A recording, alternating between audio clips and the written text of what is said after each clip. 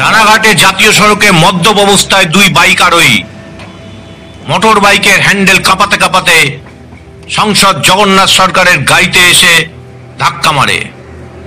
জ্যামে গাড়ি থাকায় গতি খুব কম ছিল, তাই অল্পের জন্যে রক্ষা পেল। এরপর নিজের গাড়িতে করে দুটো ছেলেকে তুলে নিয়ে হসপিটালে ভর্তি জগন্নাথ সরকার। এখন তারা ভালো আছেন বলে খবর। নদিয়া রানাঘাট থেকে সুব্রত কুমার চ্যাটার্জির রিপোর্ট, snewsbangla.com।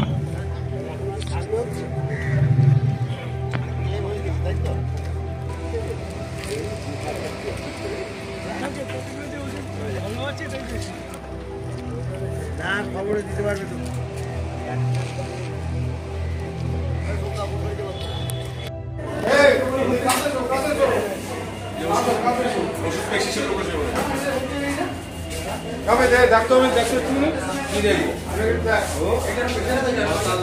দেখে নিয়েছেন ওইটা?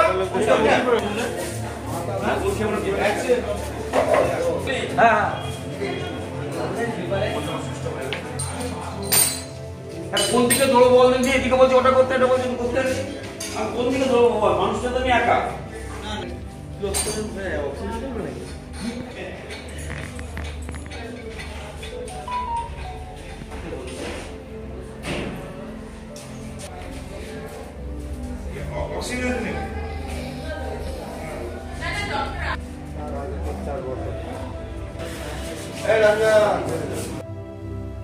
রানাঘাটের সাংসদের গাড়িতে দুর্ঘটনা, আপনার গাড়িতে দুই বাইক আরোহীর দুর্ঘটনা ঘটেছে, কি বলবেন?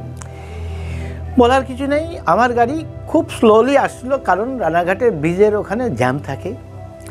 জ্যামের মুখেই হঠাৎ করে দেখলাম একটা মোটর সাইকেলে চড়ে দুজনা তাদের গাড়ি কাঁপতে কাঁপতে এসে আমার সামনে এসে ধাক্কা মারল। আমার ড্রাইভার ওই অবস্থা দেখেই সে আগেই ব্রেক করে দিয়েছিল, তবুও শেষে ধাক্কা লাগাতে স্বাভাবিক ওই গাড়ি ছিটকেসে কাছে পড়লো।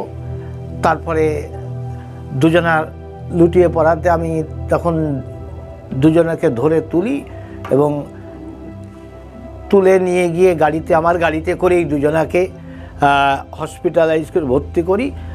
পরিচয় জানতে পারলাম তারা আপন দু ভাই, যাদের বাড়ি হবিবপুরে। তারপর তাদেরকে চিকিৎসা করা অবস্থায় রেখে এসে আমি থানায় বিষয়টাকে জানিয়ে আমি আমার কার্যক্রমে এসে জয়েন করেছি। তারা এখন কেমন আছে? তারা এখন ভালোই আছে, দেখেছি, কথা বলছে, জ্ঞান আছে, কিন্তু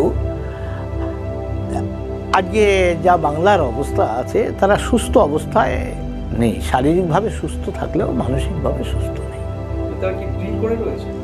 সেটাই দেখা যাচ্ছে, সেই অবস্থাতেই আছে। ড্রিঙ্ক করে, প্রচণ্ড ড্রিঙ্ক করে আছে। সরকার তো সস্তায় সাপ্লাই দিচ্ছে, আর তার সুযোগ তারা হয়তো